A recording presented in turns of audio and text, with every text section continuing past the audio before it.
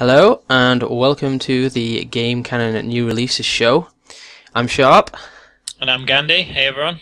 Hello, and this is the second half of the new format podcast sort of thing. Yeah. Where we split it into two. Now Gamecast. We've annexed this from the Gamecast and created it in its own section, its lovely own corner of the Game Canon. New Releases show and things that we're looking forward to and things that we've played. So, in the last week, what have you been playing, Liam? What game have you been playing? I have rediscovered Planetside 2, and it's only just BTing, so I've only just been playing it, but that mainly. And a mod I want to mention for Skyrim called the Asteria. It's basically a player home, an airship that was created by a guy called MattCM919. I downloaded that, added it, and been exploring it. It's really cool. Right, really that sounds like a lot of fun. Yeah, an airship as your home. Yeah, as your home, and that's cool. So it's got loads of unique sort of models in it and features, and it's really convenient because you can port it. Not only does it look awesome when it's in the sky, but it's really well positioned in the map. And I've actually just gone back to play Skyrim after never having finished it, and I had to start again. But now I've got a new player home, so it's all good. Nice, it's all fun. Nice. Well, I've been playing Crysis 2 because it was on sale last weekend on Steam, so I picked that up because a friend of mine. Yeah, a friend of mine, it's his favourite game of all time, so I was like, that's a pretty good endorsement. I need to have a look at it. So I picked it up, and it's a great game. Like, it's a first-person shooter. I mean, I imagine most people know what it is. The engine for it's amazing. I mean, Crysis 2, Crysis, the franchise, have been always known for, taxing PCs. And it does that. The screenies look pretty high-end. Yeah, the graphics are amazing. The music score is done by Hans Zimmer, so that's really cool. Yeah, it's like, obviously he did The Dark Knight and like Inception and all that kind of thing, so it's great music. And you just feel like a super soldier, which is what you are, because the controls are so intuitive. Like, you just hold down your spacebar a little longer and you do like a super jump and hit one button and you stealth, hit another button and you go mega armor. So yeah, well, I know what I'm going to be playing next week now, so that's... It's a lot of fun. And anyone that's not played it, I would recommend to play it. And Crysis 3's coming out pretty soon, and I'm really looking forward to playing that at Eurogamer when we go down in a couple of weeks. So that's going to be a lot of fun. So much to play. So much fun. So you're going to convert me when we're down there, then? I'm gonna to a Crysis, man. Yes, definitely, and you'll have to play the second one because it's so. I might do some coverage then of a noob's perspective of Crysis. Yeah, it's definitely a great fun game. So, getting into the meat of the show, the new releases for next week. What we talked about last week, the Xbox Live Indie Games Bonanza, or as they call it, Uprising, is continuing next week with 4 more releases now. The first of which on the Monday is... Let me just find it. Sorry, I'm having a little bit of a browser issue. Come on. I noticed that Gateways, which we mentioned previously, was featured in the new releases on Steam's page, which was good. Yep. Well, because of this browser issue, I'm having some real trouble with actually bringing those pages up, because Firefox decided to not work on me. Oh, here we go. Don't blame Firefox. I know, I'm sorry. Sorry, Firefox. Chrome did it. Chrome did it. No, why would you take on Google? Because I hate Chrome. So, Monday, tomorrow, we have Entropy, which is a physics-based 3D puzzle game by a German developer, Autotivity Entertainment, and it looks like it's very good fun. Like I say, that's a puzzle game. On Tuesday, we have a game coming out called City Tuesday. Kind of interesting. This is like Groundhog Day the game. It's a 2D exploratory adventure where you're in a city and you're in the unfortunate position of being someone who's stuck in a time loop, reliving the same 5 minutes just before a devastating terrorist attack. How many times have we found ourselves in that scenario? I know. I mean, Groundhog Day, Source Code, all these films have covered this, but it looks like it's going to be fun. You've got 5 minutes where you can walk around, you can follow people, and solve as many puzzles as you can to aid you in the goal of discovering where all the bombs are that the terrorists have placed. This sounds terrifying. I'm getting nervous just hearing it. So then, when the bomb goes off, you're set back to the beginning, and you have another 5 minutes to try and discover the bombs. Okay. And I think the goal of it is basically that you need to discover where all the bombs are, and then you can defuse them in 5 minutes. And that, on your last 5 minutes, and that is in the, trying to get you out of this time loop by stopping this bomb going off. Which is pretty interesting. I'd be tempted just to mess about for the first sort of 15 loops. Yeah, I probably would as well. Then on Wednesday there's Xenominer coming out, or Xenominer, and it's a 3D sandbox game which tasks you with surviving alone on a moon orbiting a gas giant. Yeah, exactly like that. And what better way to survive, this article says, than by building gas giant. than by building hugely impressive and ornate structures in a manner not dissimilar to Minecraft. So it's a 3D sandbox where you're basically... What are you doing? I'm just animating these releases for you. Basically, it's like a sci-fi Minecraft where you've got to survive on this moon orbit in a planet. So it sounds like fun for a different slant on Minecraft. I've never played Minecraft. I'll hold up and say that. I've watched a lot of videos about it, but not having played it, and I admire what can be achieved, but at the same time I do not want to play it. No, me neither. Can't waste that much time. I already waste enough time doing other things, like WoW. Final game of the Indie Uprising is Pixel. It's the first game produced by a Canadian-based team, Ratchet Game Studios. It's a 3D first-person puzzle shooter platformer, which sounds like a lot of different things. But yeah, you've got to do a lot of fast-paced sort of platforming and also shoot stuff. Sounds like it's a pretty cool game. It looks quite cool. Bit of everything. So yeah, there's a nice little plethora of stuff there, and at about $1 a piece. Bargain. Can't really go wrong. Less than £1. So I would definitely pick some of those up because you're supporting the... or at least look at them. At least look at them. Because you're supporting... They sound interesting. Supporting indie developers. So other than that, we have Borderlands 2 on all platforms. Excitement. That's the big one. And then we have F1 2012 on all platforms. I've never played the F1 games. I've heard you need to be a bit of an F1 buff to enjoy them, though. Oh, it's not even that. It's that if you like realism, they're great, because if you make one mistake, your race is over. And the race will take you like 20 minutes to do, so it's a proper commitment. Yeah, so it's not quite the length of a real F1 race, but it's pretty... No, but it feels like it because you're so... Like, your mind has to be focused on every corner. It's... If you like F1, it's one to go for, and it's maybe a rental. Maybe a good rental option. Yeah. You can still do that with games nowadays. You can rent games. Rent games. But it's kind of expensive. Yeah. So then we also have on all platforms the Street Fighter 25th Anniversary Collector Set, which, if you're a Street Fighter fan, I'm sure that's amazing. On the Xbox, there's a few Kinect titles. Holly Pasternak's Hollywood Workout for the housewives. I've been waiting for that one. Kinect National Geographic TV, Kinect Sesame Street TV, Kinect Sports Ultimate Collection. So just general Kinect titles.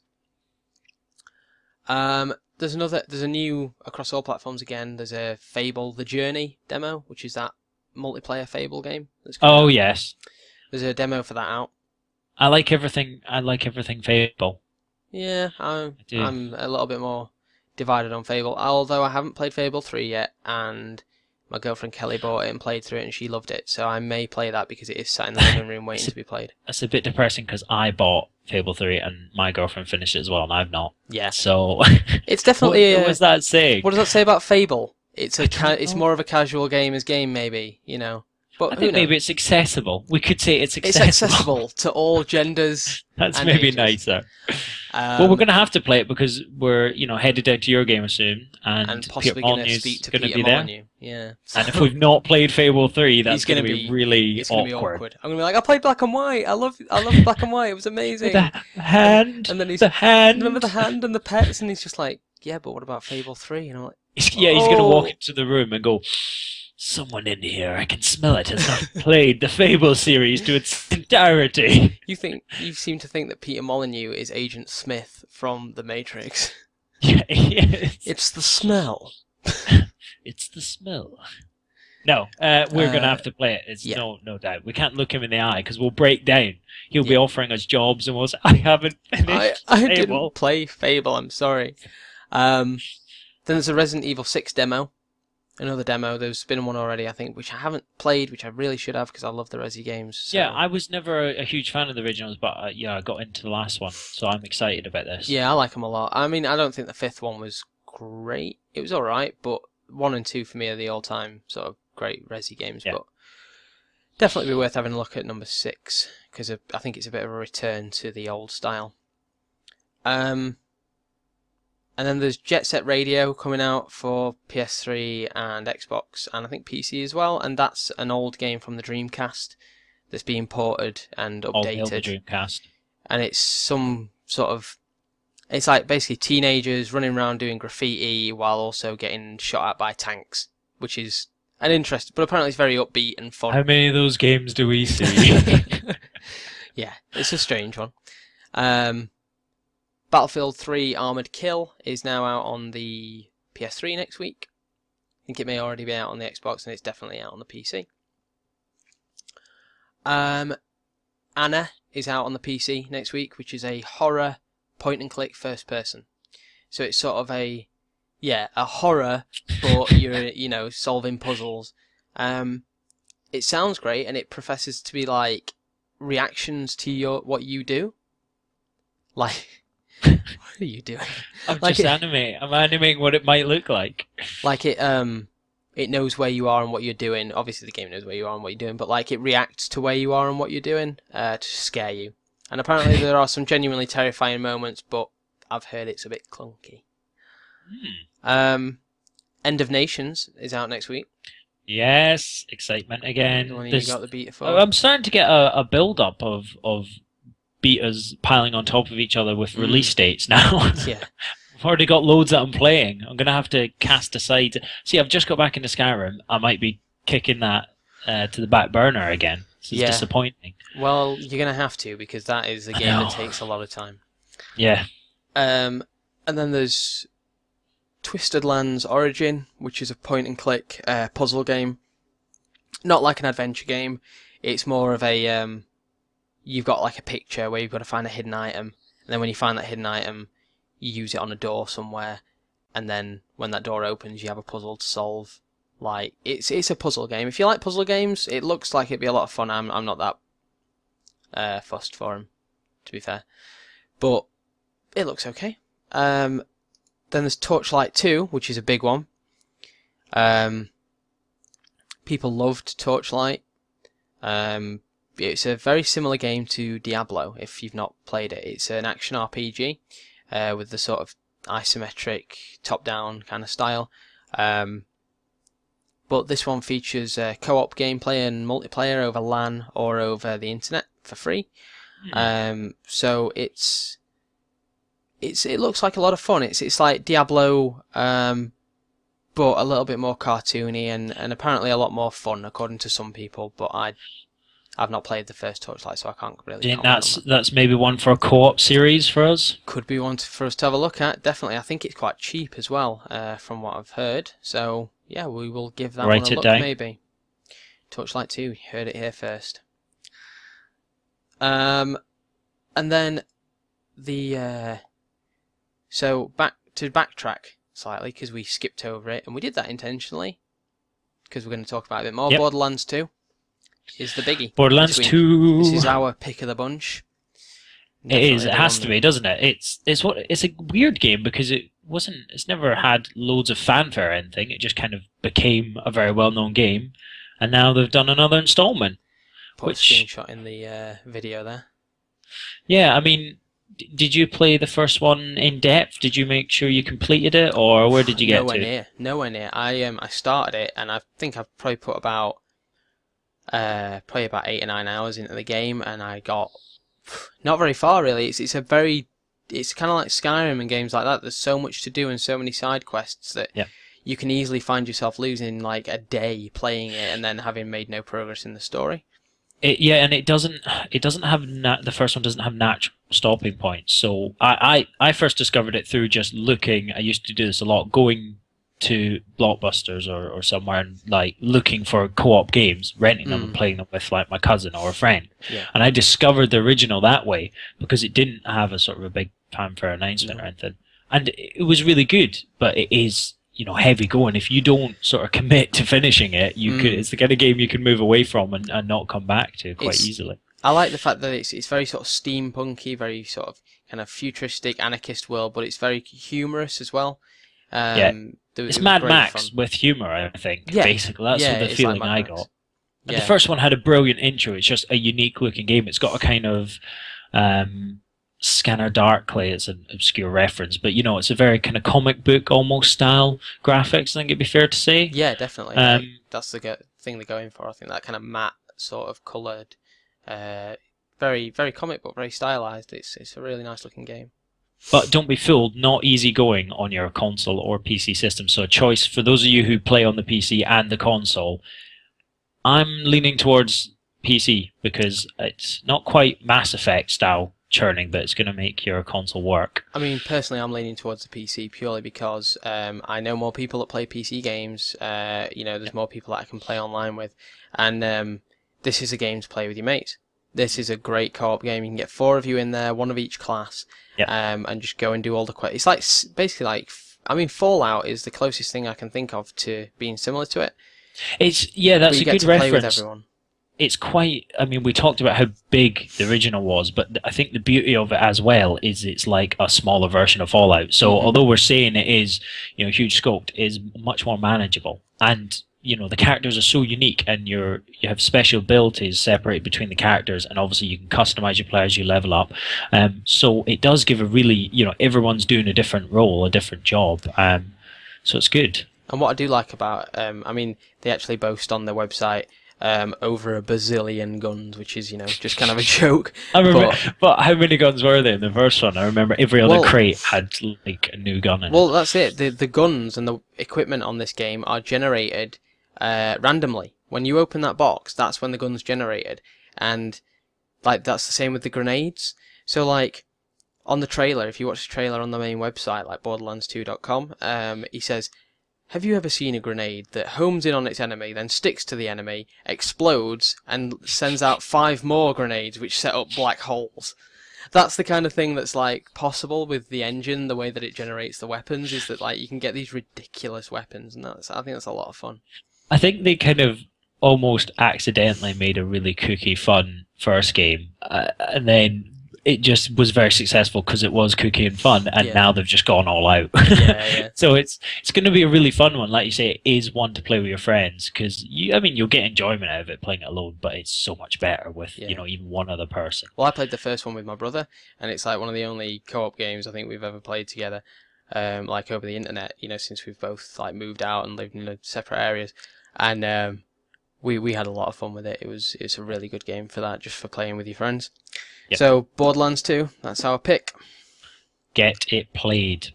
Make a friend. If you don't have a friend, go out and make a friend. Go out and just leave for a while. In fact, when you go and buy the game, go to one of the midnight launches or something, and that's a perfect place to make a friend to play the game with. Friend? Exactly. I don't have anyone to play this game with. We're doing those actions, but that is us, so we will be there. This is our life. So you may be making friends with us. Good stuff. Yeah, that's depressing, but moving on.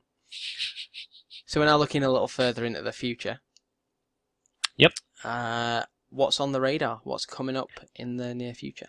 There's That you've always been things. There's always interested things with? on my radar, but one new game in particular called XCOM: Enemy Unknown, which is a remake of the 1994 UFO Enemy Unknown, or XCOM UFO Defense.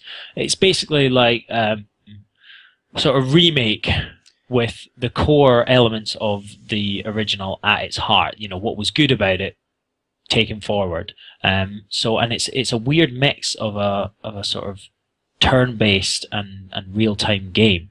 And basically, the basic story is this: there's an alien invasion of Earth. They're coming for us. We don't know why, and they're just sort of snatching people. We don't know who they are, why they're doing it, but we've got to respond to it. And so an elite group of soldiers is formed between all the countries in the world, and you're in charge of this group. And your base is underground in what's described by the developers as a sort of ant farm. I think we've got a picture of that we can stick up. And like, this is really cool. I can't explain how cool this is. That's it there. That's the ant farm. Because not only does it look good, but all those chambers, as you're progressing through the game, you sort of excavate them from the ground and create them. So create like sort of research lab and engineering. And the concept of the game is that you go out on missions to try to, you know, combat and discover why this alien threat is there. And you're taking back their technology and then doing research and creating new weapons for, you know, Earth to use in our defense. So you've got a group of soldiers and, you know, laboratories, engineering, and you're trying to stop this invasion. So you've got the one side of it in the base, you're in charge, excavating, expanding, doing all sorts of stuff. And then the other side of it is a turn-based side when you're actually on the mission. So you're controlling the characters. I think we've actually got a screenshot of that in action. You're controlling your characters. Say you've got 3 soldiers, you move or choose to shoot. For instance, a sniper can only move, they can't move and shoot. Soldiers can move then shoot. They've got sort of grenade abilities. I've watched some of the videos, and I'm going to get a chance to play it at the Eurogamer Expo, which we're going to, and I'm going to do a bit more coverage on it there. But this game looks really unique. It's a great mix of sort of turn-based and real-time. Looks like a lot of fun. Definitely. It does. It's odd. It's a really odd one to pick as well. But I'd say if you've not heard anything about it or you've not seen videos, best thing to go and watch some videos. Go check it out, because I think this would be a really fun game. Yeah, it does look like a lot of fun, and like you say, it's a nice blend of like turn-based sort of strategy. It's with sci-fi, which you don't see very often. You don't see many turn-based sci-fi games. So and I'm not that fussed about. Like, I've never been a huge turn-based fan. I kind of like it. I play sort of a Magic the Gathering card game, and I find it fun. But what's good about this is that other side, that base side. You know, in the base you can name your soldiers. So, like, you can name them after your friends, for example. This was a feature of the original that they've carried on. You can name them after your friends. Then when one of them dies in battle, that's them gone. Oh, no, Sharpe's down, yeah. sort of thing. And obviously they get promoted, and you've got upgrades, customization of them. You know, there just seems to be loads of way you can expand your own personal campaign, and I'm really one for that, so I'm excited about it. That's great. And I actually just wanted to mention something, because we didn't mention it last week for new releases, and it came out yesterday, day before. Came out on Friday. Day before? Yeah, it came out the day before yesterday. It's Black Mesa. Yeah, the first game. Is it Black Mesa Source? It's called, I believe. The first game to be greenlit on Steam under the new Valve Greenlight program, which is basically, you know, they ask players to vote on which products should be developed for Steam, and this if you've been following the sort of the MERP scenario and the interview we covered on it, it's a really good sort of take on that, because this is a company who's kind of encouraged developers with projects. So it's a total conversion for Half-Life 2. Do you know a bit more about it than me? Is it like is it the main story from the first one?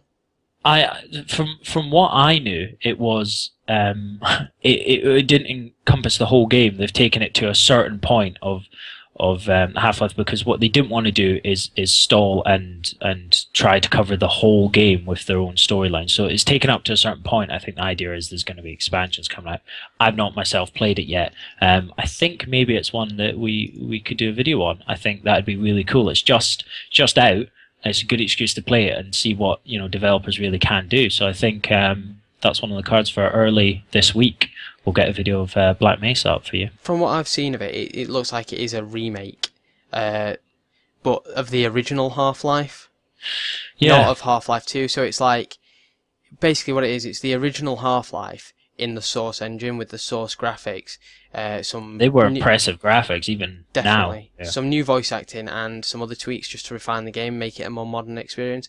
So basically what it allows is people to play through the original Half-Life without having to deal with what, to be honest now, if you play the original Half-Life, as much as it was groundbreaking at the time, it looks like yeah, I played it recently actually. Yeah, it looks like shit now. So it's always like playing Doom in a way. Yeah. It's not far from it. So it's Half-Life Source, basically, but they've called it Black Mesa because calling it Half-Life Source is, I would imagine, some infringements of copyright, despite Valve not being bothered in the first bothered place. about that. But yeah, so I would definitely recommend people get that because it's free. So go get it. Double thumbs up. Definitely. Right, well that's everything I think in terms of new releases and what we are recommending at the moment. So yes, it's time to say goodbye. Yeah, we've got some videos coming up this week. We might as well mention it now as we've just covered new releases. And this week, as I say, I'll get myself on a Black Mesa video just so for those of you who don't have it, you can have a look at it, see what it's all about. Yep. I've got a Planetside 2 video coming up where I'm going to just introduce the game with some basics, classes, guns, that kind of thing for those of you who don't know the Planetside universe. So stay tuned for that as well. That's coming this week. Great, and I don't know what I'm doing yet. Playing WoW. I don't know. I'm going to be playing some WoW. Probably. Well, we're gonna do a Planetside video because we're going to do a dual one. We're going to drive a Vanguard. Yeah, we're going to stick some footage up of us in a van. I probably won't have much commentary. I don't know, but you'll see us shooting and dying. Because I can't point in the right direction. He is a sniper and a gunner. Oh. My role throughout Planetside 1 was I am an engineer and I am a driver. And I build things, and I fix things, and Liam guns for me. So. Although now, do you realise that you're driving and gunning the tank?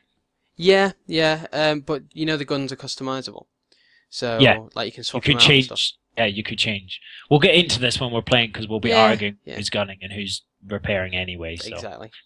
So yeah, that's it for new releases this week, and for our personal plug-in in the website. If you want to check out our main website, it's www.gamecannon.co.uk, and you're already on the YouTube channel if you're watching this anyway, so hit subscribe, which is like just up there somewhere on the channel thing. Hit it because it helps us a lot, and like the video and stuff because we need an ego boost. We have such low self-esteem. I've got my looks, but Sharpe's got nothing else to go on. There's nothing. There's nothing. Nothing but my talent. But yeah, so thanks very much, and we'll see you next week. See you next week, folks. Bye-bye.